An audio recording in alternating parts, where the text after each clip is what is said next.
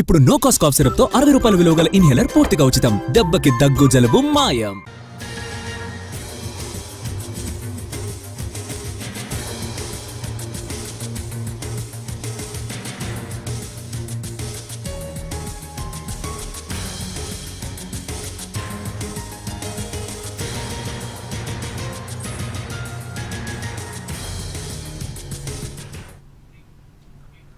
HCA స్కామ్లో 5 నిందితులకు 12 రోజుల పాటు రిమాండ్ విధించింది న్యాయస్థానం.